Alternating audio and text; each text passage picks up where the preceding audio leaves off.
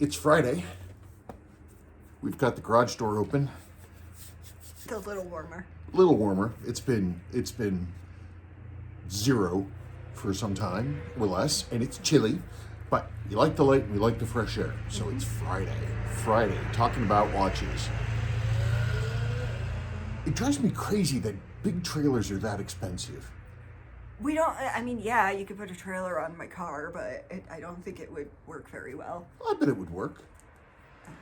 I don't know. If I ever see a decent trailer for a decent price, I'll pick it up. I don't care if we never use it. Wow. One day it'll come in handy. Well, I'm not complaining. I mean, I want a truck, but a not gigantic truck, because I like moving things. It's true. Moving and grooving it. Yep, moving, doing it, you know. Let's do wrist check. Okay, wrist check time. Sabrina's going to go first. Oh, here, bring your arm up. There you go. MACV SOG 6119. You left it on the dresser, and I was like, I haven't worn that in a while. Yeah, I cleaned it up too. Thank you. I cleaned up the crystal for you and everything. These are just really nice. And I am still wearing my Hoyer. This is day, let's see, I finished it on Monday. It's Friday, so this is day 4. And right now what I'm doing is I'm testing the automatic winding. I'm making a point of not manually winding it and just wearing it to see how the automatic winding does. So far, so good. So far, so good. And we're back. So wait, what do you like about that watch anyway? It's different than, well, I mean, obviously there were a bunch of them, but I mean, compared to your standard Seikos, it's different. I don't mind the font. I don't know. I have a thing for military watches. Like did I give it to you to fix, or the Vietnam watch? No, I've got it. I know exactly where it is. Oh, okay.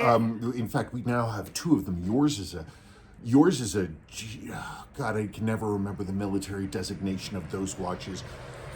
It's something W-113. They're made by, I believe, Benris, and they were the ones that were issued to pilots. Yours is from 64, and we have another one from 74.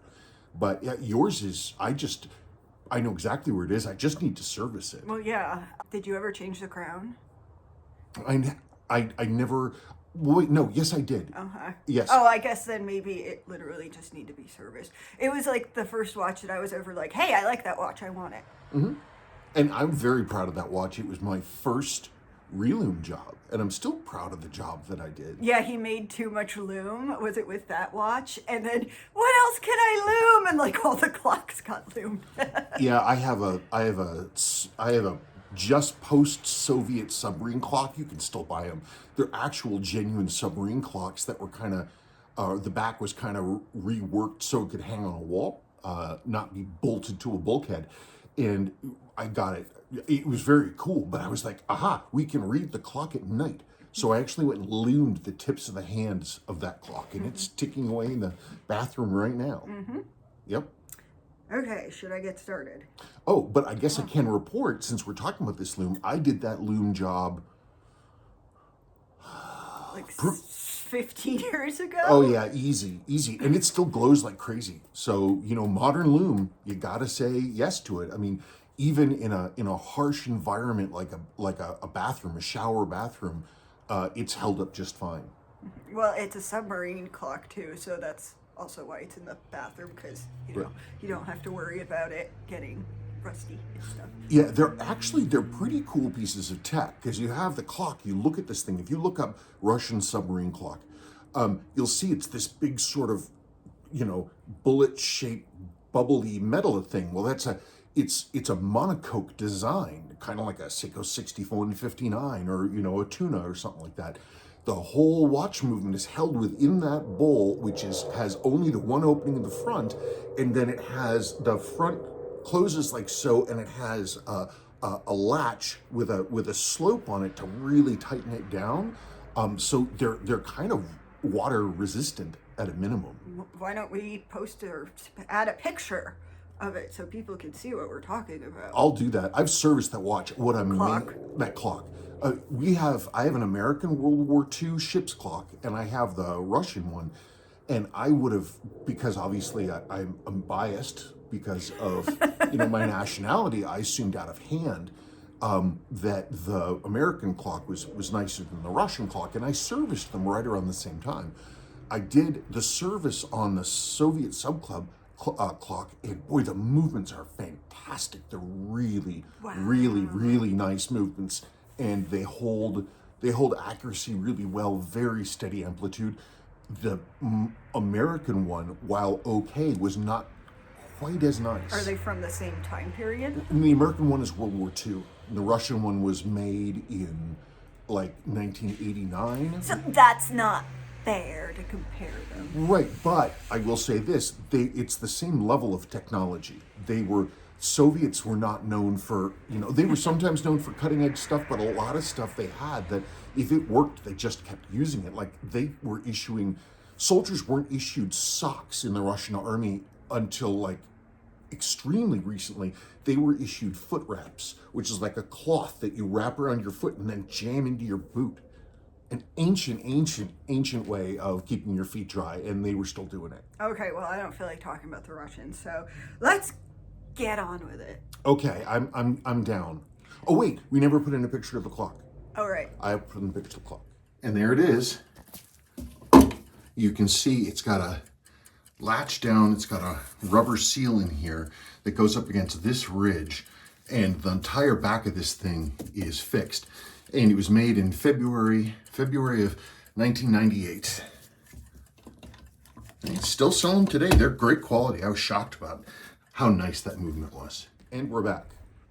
From last mail call. Ooh, there's the mail. Speaking of the mail. Igor, Simply Renovation. Hello, Spencer and Sabrina, first time, short time. I have been watching all of your videos over the past few months, wow, and love them immensely. Keep up the good work, and thank you so much for all of your content. There's a lot of content. There's a lot of content. Thank you for taking the time to watch those videos. I hope well, I have to imagine it'd get repetitive after a while. But I mean, if you're enjoying them, that's great. My condolences if you're not and you're just being a completionist. I have recently purchased a 6138-8030 that is in really good condition and is keeping good time. Should I take it in for servicing right away or wait until I notice some issues with the watch? Most people would say that, you don't necessarily need to do much until you notice something going wrong with the watch. But one thing I recommend for a lot of people, because they're not super expensive, if you really want to know what's going on inside your watch, get a time grapher. They're they're a couple $100, but it's not. I think they're like, last time I checked, they were like $250. So it's an outlay, certainly. But the thing is that the numbers will tell you everything you need to know about a watch. I've been surprised more than a few times by having a watch that was ostensibly a good runner, and that kept good time, and then looking at the numbers to find the thing's barely running. So get a time grapher. The only thing about getting a time grapher, though, is then people will really start fixating on the numbers, and it can drain their enjoyment of the watch because they think that the numbers aren't good and they have to get the numbers better. Maybe ignorance is bliss sometimes. Oh, well, actually, to that point, I don't look at the numbers on my watches that I wear in my box until I notice something funky going wrong. I just realized that. Oh, okay. There you go. So I service them. I'm starting from a clean slate, but I don't think about it until they start doing something funky. If you think I should get it serviced right away, how long of a turnaround does it normally take if I send the watch to you? The reason we're laughing, I used to say yes to everybody's job. I never wanted to turn anybody down or say no. I just, I always want to help if I can help. And so this is many years ago now. At that time, I accepted and brought in every job that people asked about. I was like, sure, send it in. I would tell them that my turns were extraordinarily long. And they were, but man, they just getting longer and longer and longer. I got to the point that I had how many solid years of work? 3. Like I had to stop taking work. And I'm not saying this to say, wow, I'm great. I'm talking about how long We things were go. drowning. In watch shops. I had to buy a huge. I we had to buy it's all this stuff went on. I didn't take a new job for 3 years. We just lived off all of those jobs I'd said yes to. So for a turnaround, and people waited years for their jobs to get back. Extraordinarily patient of them, and I'm still insanely grateful and amazed. 2 weeks, boy, that's light speed. These days, I only I take. didn't read the next part. Oh no, but I'm still answering the question. Well, no, I didn't say about a dude saying that it would take 2 weeks. Oh, okay, sorry. A local man in my town specializes in Seiko and has given me a quote on price, and it will take 2 weeks to finish the work, but something about your watching you evaluate my watch on your channel gives it a bit of a celebrity status. I know that sounds stupid. It would be longer than 2 weeks. It would definitely be longer than 2 weeks. The way I'm doing my jobs now is I take just a few limited number of jobs, and I like whenever I restock job slots, we're thinking that like 5 jobs is good. And then I can grind through those in a few weeks, but I'm still gonna be in the 6 week. Well, because you have to wait your turn. Yeah, you have to wait your turn and all this other kind of stuff. And so if he can do it in 2 weeks and you're happy with the price and you're familiar with, his reputation, then why not?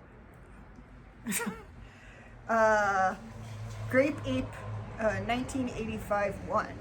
Hey, Spence and Sabrina, a question for next mail call. Can you disassemble solid H-link further than the removable links? Mine is a Ladies Z5040. It's stretched with a pin sheared on one side.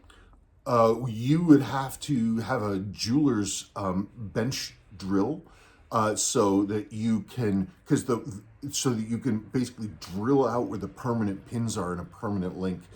That's the only difference. Is the removable links, they leave those ends open so you can slide a pin in and out, or a screw in and out, or whatever it happens to be. And then the other ones, they put a rod all the way through it and then they machine it off flat. So that pin is still there. It's just even with the surface of the side of the thing. So you'd have to either be able to get a good punch on it. If you look really closely and you can see the round circle where the pin is, maybe get a pinpoint punch on that thing on a staking press and go and see if you can get that pin to start moving out, and then maybe push it out. Failing that, you're going to have to drill it out, and that's going to be gnarly. R. Lambert 7773. Hi, Spencer. Question for next mail call. Can you summarize briefly, him summarizing briefly, that's a joke, what the options might be and the course of action for the 7C46 ashtray with what appears to be a stripped crown tube or a crown with damaged threads? Can only an original crown be used as a replacement? Where do you source a new crown tube? Finally, is it likely to end up as a parts watch with this complicated fix? Why don't I make a quick segment, because I can talk about what I can do or how I approach that stuff when I run into that kind of an issue, but it may be better if I show you. Okay, so here's a mid case of a very sad 1977 Seiko 6309. The click ball seized up and someone drilled a gigantic hole in the back to try to get it out. I filled that with some kind of liquid metal solution and it just looks awful. Anyway, but the case does have a good crown tube. So anyway, the way these crowns work, for those of you who are just tuning in, speaking of your split stems, there it is. The way these work is the crown has an internally threaded section ring there, and that threads onto these threads here and screws down. So what can happen is if you're not careful screwing this stuff down, you can cross thread, which will damage either the screw threads in the crown or on the case, or in worst case scenarios, both. A lot of times you can do a lot of good. The crown always seems to, mostly is the one that takes the brunt of the damage, but crown threads do first. The thing to do first to check is to grab an NOS crown put it in. Let's turn it backwards till we feel the click. There's that click. And we turn it all the way down. Seats beautifully. Okay. Those crown threads are okay. Let's pretend for a moment that, hang on a second. Let's pretend for a moment, though, that these threads are bad. I made a tool, kind of a crude tool. I took a dead crown. It had the end of the male post was snapped off in it, and there was no way to get it out. It was done. So I disassembled the crown, and I took its threaded ring out right here, and I cut a notch in it.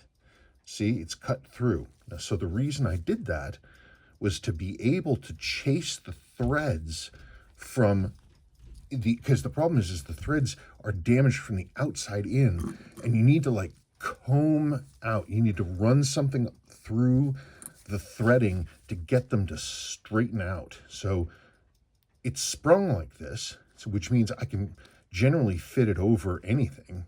Even if the threads are damaged, I can get this ring down to the section of threading that's still good. And then I take a screwdriver, basically, and I run this thing backwards to open up the crown threads again. And I've had great success with this, this pretty ad hoc tool. It does work. So first thing to do, check your crown. Well, actually, first thing to do is, let me get this off of here. There's that. First thing to do, try to seat the crown very gently by pushing it in, turning backwards, feeling for the click, and then trying to screw it down. Sometimes if you catch that thread right, you can work the crown back down into going. But if you feel the click and it turns only like that much and stops, then you're cooked. Next thing then is placement crown. And if your crown threads are here, then you've got to try to straighten them out.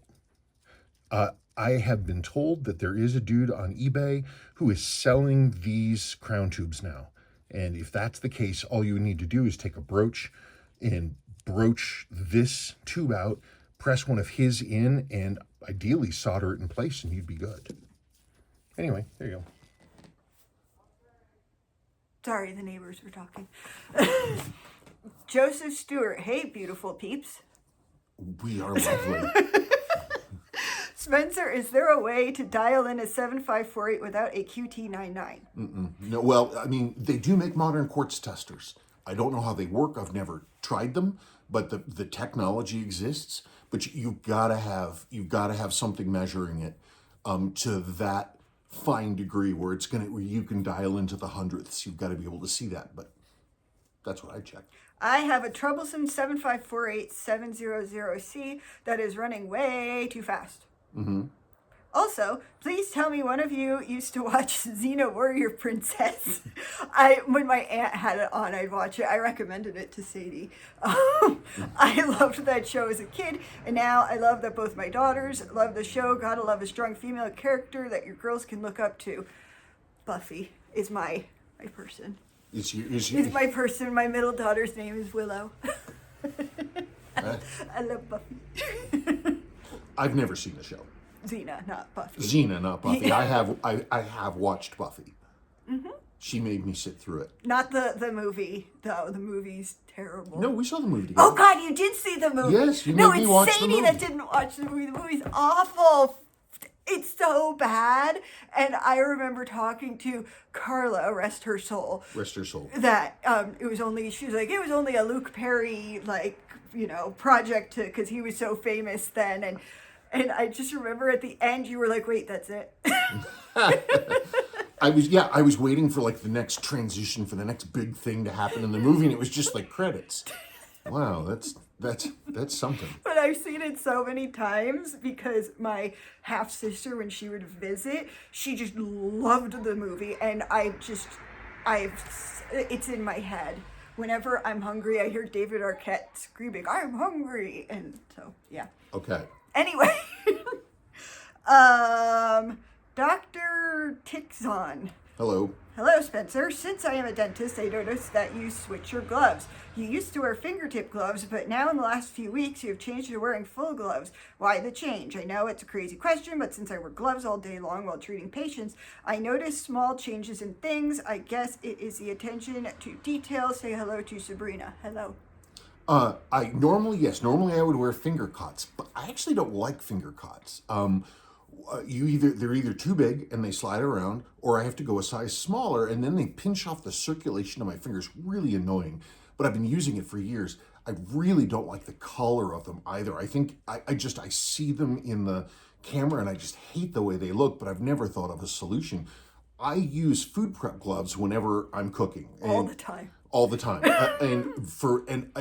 I ran out of finger cots, so I had to wear something. So I wore a pair of those gloves, and I was like, "This is outstanding. This is what I'm talking about." I hate having dirty hands, and having those gloves on is great because if my hands are being protected all the time, and everything is protected from my hands.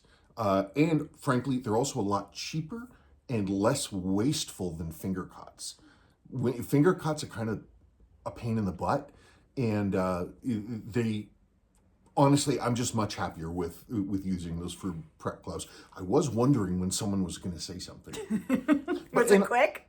It was pretty quick. It's been a couple of weeks, but they look better in the camera because the color blue looks decent against the green that I use, and I don't have to worry about my fingers looking weird or anything like that.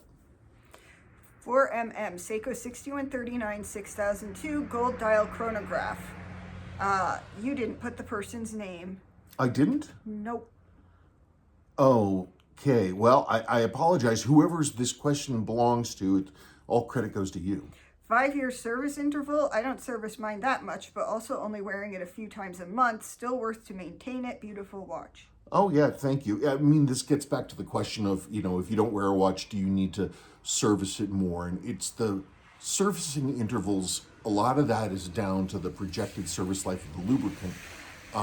That service life can be shortened if the watch is worn a ton, which means that conversely, that if you leave it sitting there, maybe it'll be good for longer. Problem is that the volatile elements will outgas and you start losing lubrication. There's nothing you can do about it. But,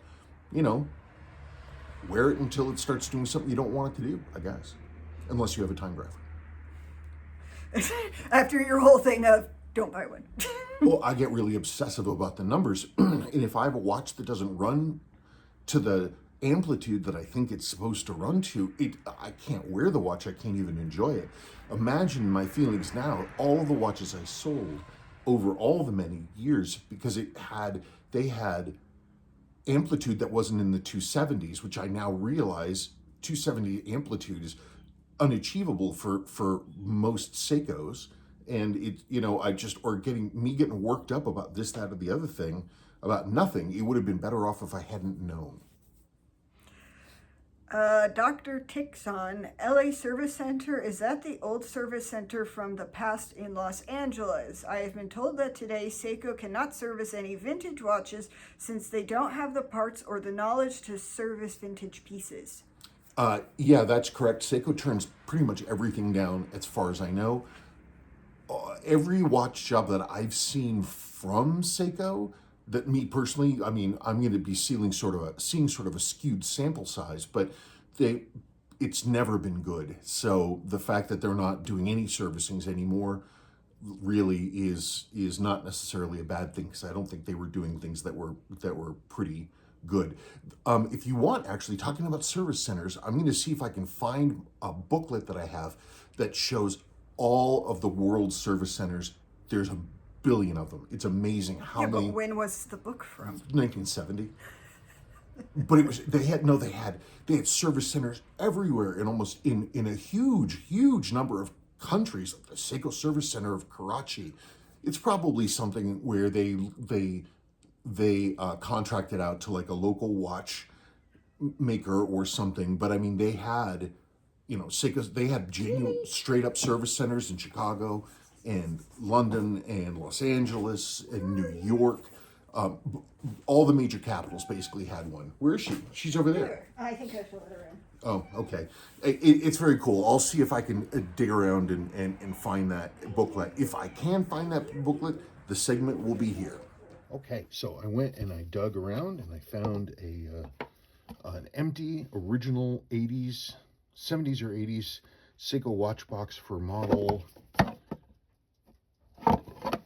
darn it, SDD139? No, SDD120. SDD120. I'm assuming it's from the 80s. Here is its warranty booklet. Here are the service centers.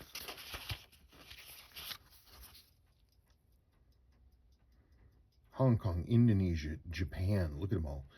Malaysia, People's Republic of China. Geez, they had a lot in China. The Philippines had a bunch. Singapore, Taiwan, Thailand, Bahrain, Cyprus, India,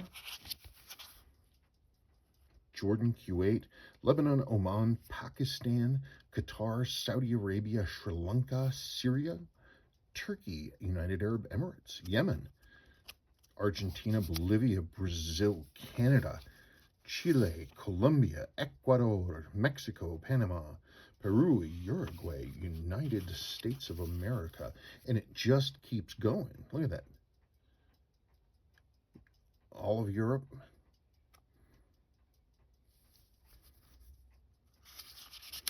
I mean, I wonder if these were all staff service centers, or was this like an address you mailed it to, and then it would be done at one of the main ones. I'd be curious to see how many different versions of the servicing stamps can be found.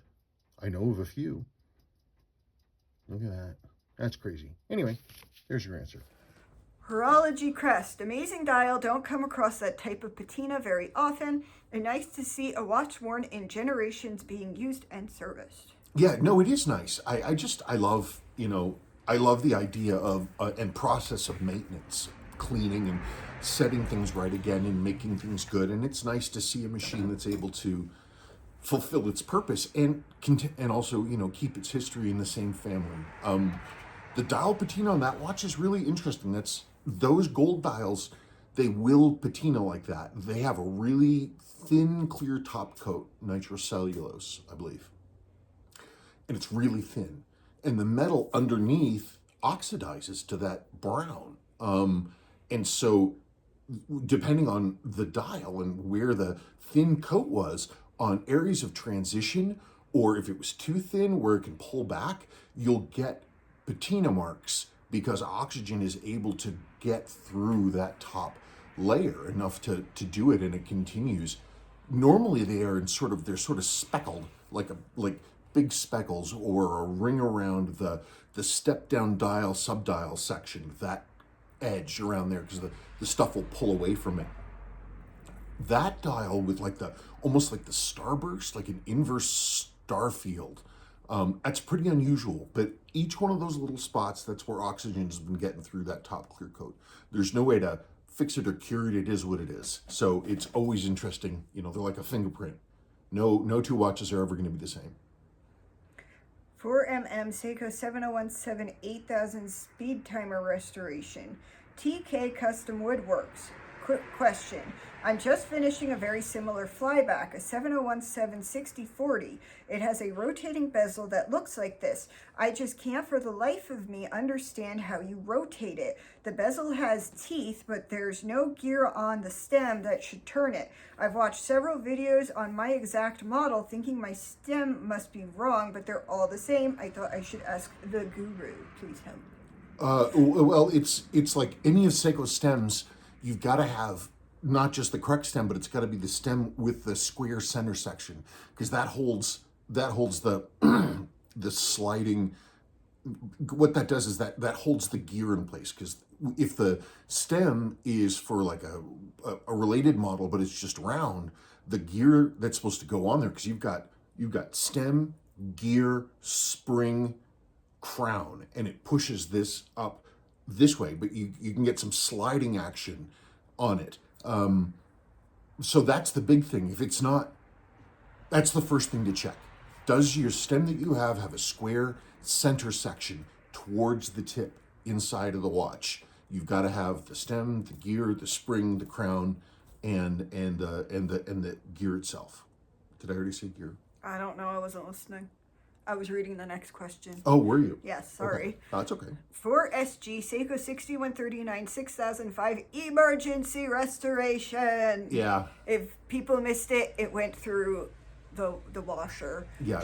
This is a watch that inadvertently got put in a pocket and then went through clothes wash cycle. And I said in the video that it was like when I washed your Razor cell phone, and I looked up how much they cost, and they were $500, which is like $800 now. And I remember it. I remember looking at it and seeing the water in it, and I don't think I was upset.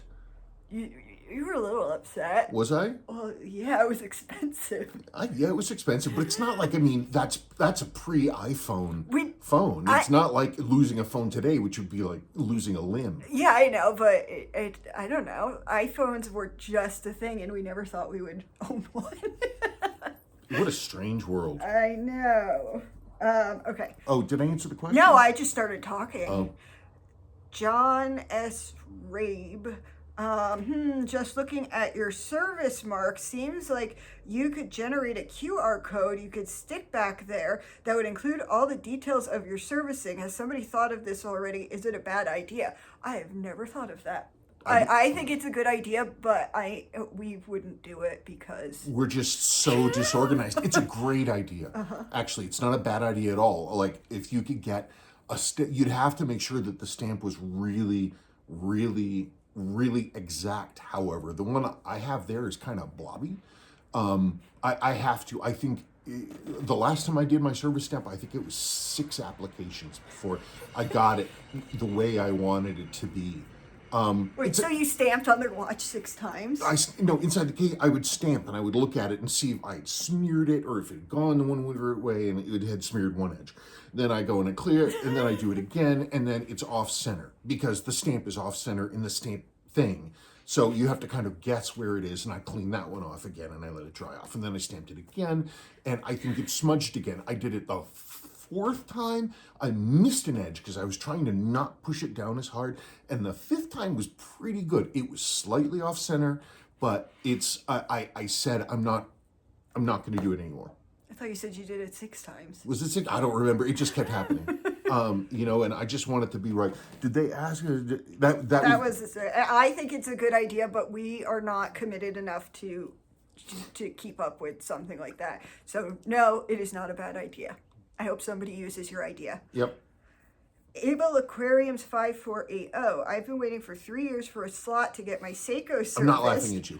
And this guy puts his through the washing machine and gets to the front of the line. If I run mine over with my car, would that get me a slot? He already serviced the watch one time. There's a couple things going on here. Yeah, I know that it feels unfair. Like I said, I really hate saying no to anybody. So, but I just don't have the ability to do that many jobs at once. In this case, this person, I had previously worked with him. I was the last person to service the watch. And it had done well in 5 years. It was his father's watch. It was important. But for me, the real, trumpet to call into battle is the fact that the watch had water in it, and then liquid water when I saw it. So I wasn't really so much jumping that guy to the front of the line as I was jumping that watch to the front of the line. And in the end, I did it. I didn't actually disturb the order of my regular working jobs. I did it on a weekend and a holiday to get that going. So that was kind of a, Well, I don't want people to think that somebody got special treatment. You literally worked on the watch last time, so it's not like, you randomly were like, ew, I want to do this one, so. Yeah, no, nothing like that at all. Plus, it was once he contacted me and I read the thing, the future life of the watch or lack thereof was entirely on me. I would be completely in my rights to say, I'm sorry, I'm busy. You'd have to try to find a service slot. Maybe I can see it in a couple of months. The watch had liquid water inside of it. So it's on me. So I could either save the watch or I could say, I don't care about that watch and I'm just going to let it die. Please don't wash your watches or put them under your car and run them over because you want to get them in here, please. Yeah, really. And there are more and more and more watch repair people every day. There are people coming up and learning and doing all this stuff. You know, there's don't wait on me is what I'm saying. You get what you can get going. And anyway, that's it. KVW's Hoyer Calculator Watch Update 5. It's alive. Steve Gavin 3327. If you had to cost that amount of labor beyond economic repair. Oh, well, because I talked about the parts, how much I paid for the watch initially, how much the parts cost me, and then how much labor I put into it. Is it equal to, less than, and more than, or more than the cost of the watch? Are we underwater on it? No, I'm not underwater on it. If you add everything together, probably my labor plus the parts, I mean, you're probably talking something in the order of $2,200, maybe. I'm just guessing. It was a lot of hours. It was a lot of hours of work, taking it apart and cleaning and getting everything ready to go. However, I mean, the watches are, people ask like 4 or 5, 6 grand for them. This one, however, would never be asked that much. Not that I'm ever going to sell it, because of the unbelievable amounts of case damage. It really hits the value. So I don't think we're underwater on it, but we are closer to being underwater on it than if somebody didn't try to open it with a screwdriver and a hammer. Well, it makes you happy. Yeah, no, I'm happy with it. I like it. Chris Greenwood 271. Nice if you could find a replacement case and back. Nice to see it working. What size are the lugs? They're 21.5 millimeter lugs. Man, if I could find a case back, if I could find a good condition case back, that would be a huge step forward. And then it would just be a matter of, as somebody said at some point, laser welding up the case and putting on a lathe and spinning it down. I've had cases laser welded before. It wasn't cheap. But I need to get a 3-jawed chuck for my jeweler's lathe so that I could spin the case. And I'd need to practice on some stuff first. But that's a possibility. But if anybody comes across a usable case back for one of these, let me know. I've got an Omega case back for a Mark IV. I wonder if that would fit. I'm going to have to think about that. As soon as we're done this video, I'll go and look and see. I don't care if I have to throw an Omega case back on it. For JY Seiko 63097040 restoration. Boki Petrovic 88. Great numbers on the end. How did you make your servicing mark stamp and what type of ink is it?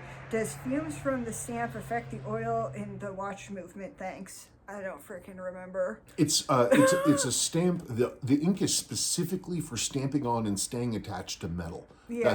That's what it's for. When it dries quite quickly, actually. It's pretty volatile, whatever they've got in there. And when it dries, I go over it with Rotico. So anything that's even slightly loose at all comes off. And then I go ahead and sign it, and then I Rotico over that again to make sure that any bits I've scraped off are gone. And it cures pretty quickly, and I stamp them, and they're open for a good while before I close them up. So it's not going in there, it's still wet or anything else like that. It's fully dry before I close them. I ordered it from, I ordered it a long time ago. I don't fully remember. It was some U.S. stamp company, and I sent them the logo and told them the size and what I wanted, and they made it. Yeah, and it just showed up. But it was all her idea. Well, you were complaining. And I was like, okay, I'll make that happen. And she did. And she did. And I use it. I'm very happy to use it. Shane Jones 7331. This is the first Seiko I have seen that uses a split stem design. Yeah, that's the male stem with the female stem in a diver crown. The female and the male stem slide together. They have a spring with a spring rest washer, and then the crown is screwed onto it. It first started with the 6217 diver watches, and then the 6159 divers, and then it was used for the 6306 and 6309 dive watches. So it was a collapsible stem design that originated with the 6215s and then used again for the 6159s. And they still use them today. Those split stems, the Arnie uses them. Though they tend to actually these days modern they have a crown that's internally sprung rather than doing this multi-part construction. But And I got the stamp from thestampmaker.com. okay, I looked it up. alrighty, thank you. Shane Jones again. Hey Spencer, do you have any tips of reinstalling the mainspring back into the barrel? I have tried 4 or 5 times and have had no luck whatsoever. I'm going to make a segment for this. Okay. Here's the mainspring winder that I use pretty much every day. You'll notice that it's in its box, and the box has been falling apart a lot, but I always keep it in its box because that's where it goes. I need to just repair it. Anyway, it's this kind. I have a complete set of these.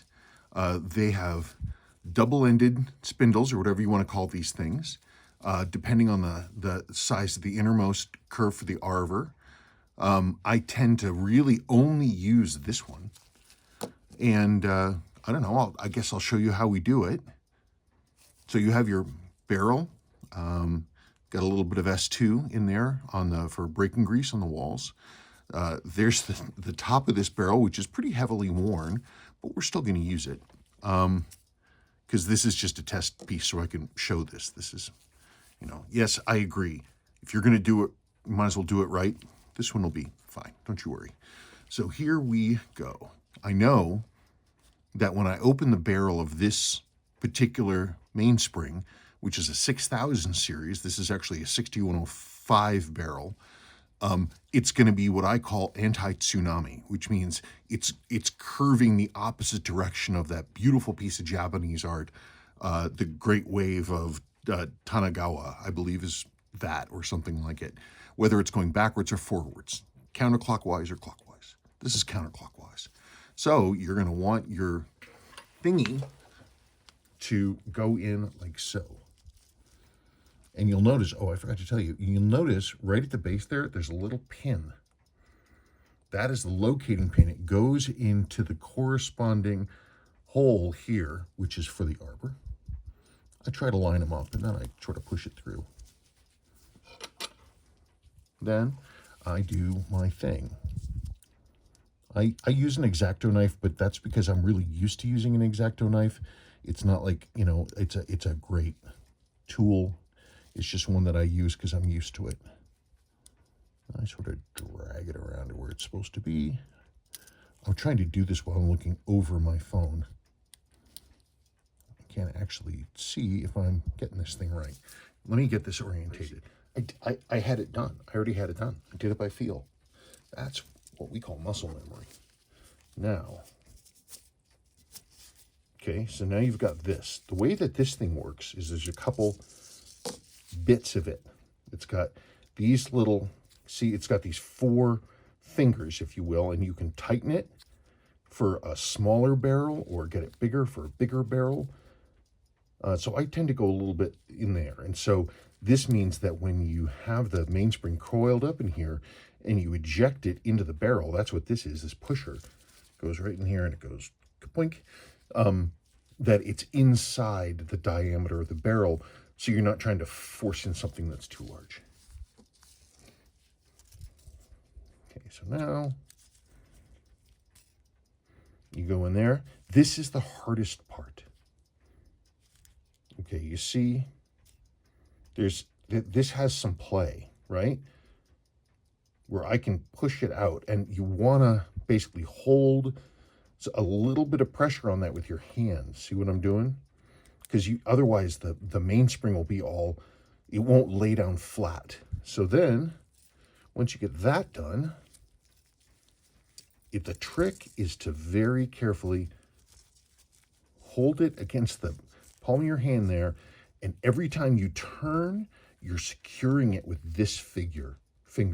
So turn, stop, turn, stop, turn, stop. And you just have to be careful. You have to maintain these pressures so that you're not pushing too hard, and you're taking up all of the slop, basically. Keep feeding it in, and at this point you have to stop and hold it carefully. And I flick that out for the bridle.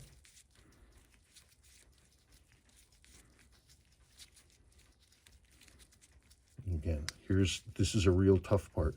You got to take this and reverse that. Whoops. What I get for reverse that in there while holding it firm. And then you very carefully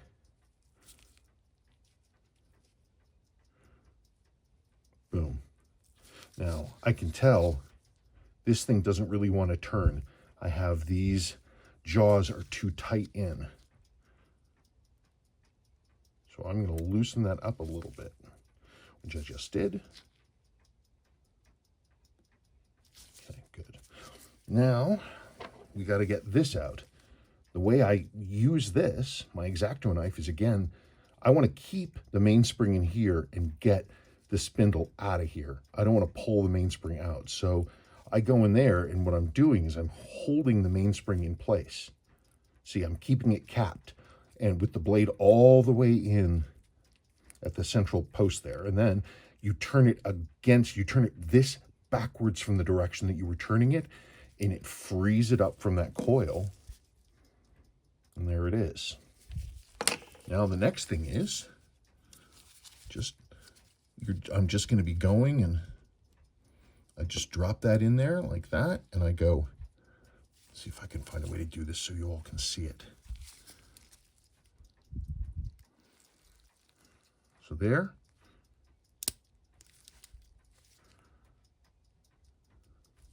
There you go. So there's that. Now, what I would do is, then it's time to put in the arbor. You know, I just put away all this stuff. I should never put things away. I always need them. Hang on a second.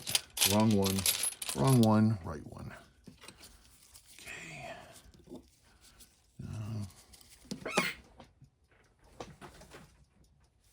Oh, criminy.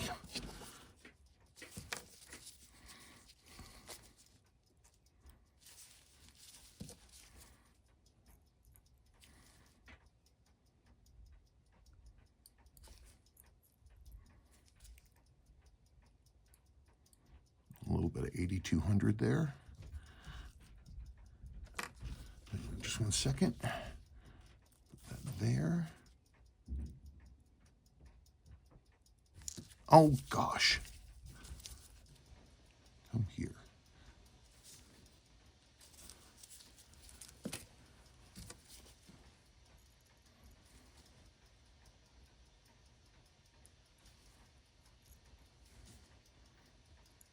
There we go. Now this is a little bit of a funky time because you've got to push this down. I usually actually go off the edge and drop it in that way. And then I've already oiled that. So it goes in like so. And that is, in theory, a cleaned and rebuilt mainspring barrel. It's pretty hacked up. I'm not going to put it in the ready-to-use parts, but unless I went and replaced the cap on it, which I'll make a note about that. Anyway, I hope that was a useful piece of information. And we're back. Miguel bric-a-brac. Can these be used to wind right and left mainsprings? Absolutely, and that it's just the only difference between winding a mainspring left or right is you just have to look at the barrel and just, like I said, and drop the mainspring in. So when you're holding the handle of it, you're looking at the direction that it spins in the barrel, whatever direction that is. So yeah, they're not handed. Well, anyway, that's it. Mm-hmm. Really? Mm-hmm. It's chilly. It's sunny. I can't feel my toes. You can't I want to go in. Yeah, I know. It's chilly out here, and there's just a little bit of a breeze, and What are you going to do? But anyway, it's Friday. Yes, it is. It's Friday. Thank you so much for your questions. Please keep your questions coming. Give me those questions. I read every single question, everything, anything that people put down, I read it. I don't. Sometimes you do. Sometimes. Sometimes I do. Thank you so much for watching. Really appreciate it. And we will talk to you later on. Bye. Bye.